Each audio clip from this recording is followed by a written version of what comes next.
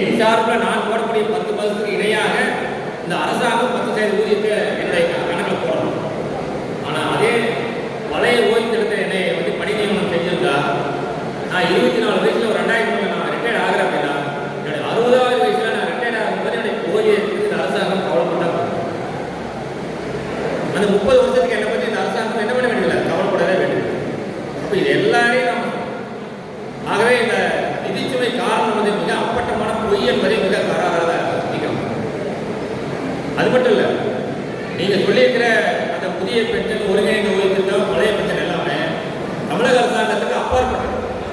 இன்னைக்கு வட மாநிலங்களில் அமல்படுத்தியுள்ள அந்த பழைய பென்ஷன் அறிவிக்கும்போது அந்த மாநில அரசாங்கங்களுக்கு நெருக்கடி இன்னைக்கு தமிழக அரசாங்கத்திட்ட இல்லை. ஏன்னா எல்லா மாநிலமும் அந்த பிஎஃப் பார்வையை நிதியை செலுத்தியிருந்தா தமிழக அரசாங்கம் மட்டும் அந்த நிதியை செலுத்தாம தன்னகத்தையே வச்சிருக்கிறாங்க. இன்னைக்கு 2000 இன்னைக்கு வரைக்கும் அது பிடிக்கப்பட்ட தொகை என்பது 84,507 கோடி ரூபாய் இன்னைக்கு தமிழக அரசாங்கம் கண்கிட்டே வச்சிருக்கு. அதில் நாம போட்ட 10%, அரசாங்கம் போட்ட 10% எல்லாம் சேர்த்தாங்க. நாம என்ன பண்ணோம்னா நிதிச்சுமை காரணம் இல்லைங்கிறது மிக புள்ளிவிவரமாக நாம் ஒரு பட்டியலை கொடுத்து அந்த புத்தகத்தில் இருந்து நீங்கள் படித்து பார்த்தீங்கன்னா தெரியும். இன்றைக்கு நம்ம கிட்ட மொத்தமாக பிடித்தம் செய்யப்பட்ட 2003 இன்னைக்கு வரைக்கும் பிடித்தம் செய்யப்பட்ட மொத்த தொகை என்பது அரசாங்கத்துக்கு 84,507 கோடி ரூபாய். அது நம்ம தொகை 10% மட்டும் ஒரு 24,250 கோடி ரூபாயை வந்து வச்சுக்கிட்டு அரசாங்கம் நீங்க போட்ட 42,253 கோடியை நீங்களே வச்சுக்கிட்டு நீங்க நிதி பற்றாக்குறை சொல்றீங்க, நலத்திட்டங்களுக்கு பத்திலையும் சொல்றீங்க.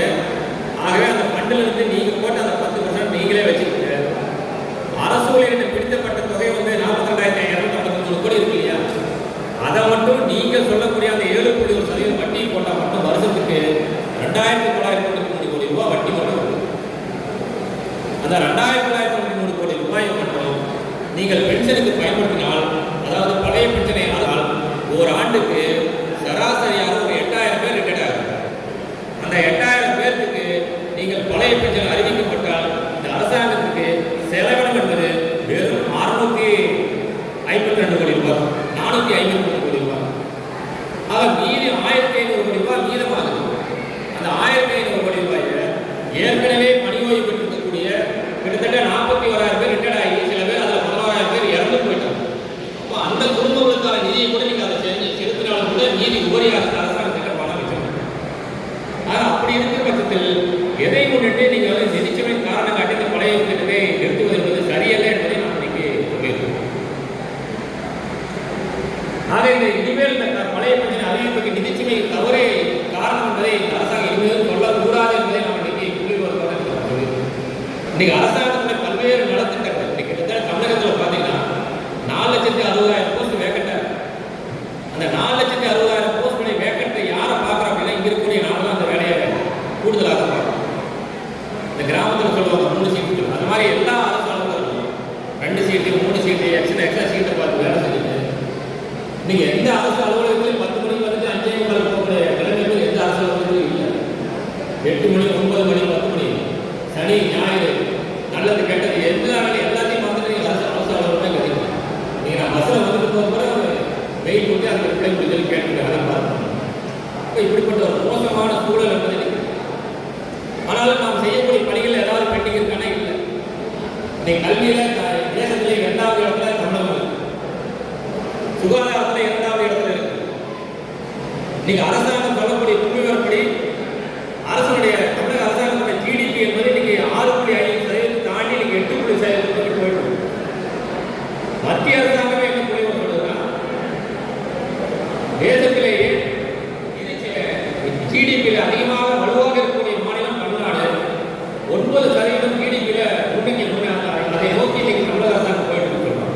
அப்போ வருவாயில் நீங்கள் அந்த ஜிடிபியில் மிக உன்னதமான உயர்ந்த நிலையை அடைந்து கொண்டிருக்கிற இந்த சூழலில் அதை யார் செய்யறது இருக்கக்கூடிய நாம தான் அந்த வேலையை இன்னைக்கு தினமும் ஒவ்வொரு திட்டம் உங்களுடன் ஸ்டாலின், மக்களுடன் ஸ்டாலின், நேருக்கு நேர், நிமிர்ந்து நில்லு, ஏதாவது ஒரு திட்டம் டெய்லி இம்ப்ளிமெண்ட் ஆகிட்டே இருக்கு. அந்த திட்டத்தையும் சேர்ந்து நம்ம ரெகுலராக வேலை செய்யக்கூடிய பணிகளையும் சேர்ந்து நாம தான் பண்ணணும். ஆனால் இப்படி வேலை செய்யக்கூடிய அரசாங்கத்துடைய நலத்திட்டங்களை மக்களுக்கு முழுமையாக கொண்டு செல்லக்கூடிய இந்த அரசுடைய அந்திம காலத்தை மிகப்பெரிய கேள்விக்குறியாகக்கூடிய இந்த அரசாங்கத்தை நாங்கள் வன்மையாக கண்டிக்கிறோம் சொல்லி அந்த கூட்டத்திலே நாம் சொல்லியிருக்கோம். ஆகவே இந்த பென்ஷன் கமிட்டி என்பது முழுமையாக பழைய ஓய்வு திட்டத்தை வழங்க வேண்டிய திட்டமாக அறிவிக்க வேண்டும், இல்லை என்றால் தமிழ்நாடு அலுவலர் சங்கம் போராடி பெறும் என்பதை நாம் கமிட்டியில் நாம் சொல்லியிருக்கோம். பழைய ஓய்வு திட்டத்தை பெறுவது என்பது உறுதி. அந்த ஓய்வு திட்டத்தை இந்த கமிட்டி ரெக்கமெண்டேஷன் பண்ணி பெறுவதா அல்லது தமிழ்நாடு அலுவலர் சங்கம் போராடி பெறுவதா என்பதுதான் இன்றைக்கு நம்முடைய இருக்கிற மிகப்பெரிய கேள்வியாக இருக்கு. ஆக எந்த காரணத்தை முன்னிட்டும் 30/9க்கு பிறகு நாம் பழைய பிரச்சனை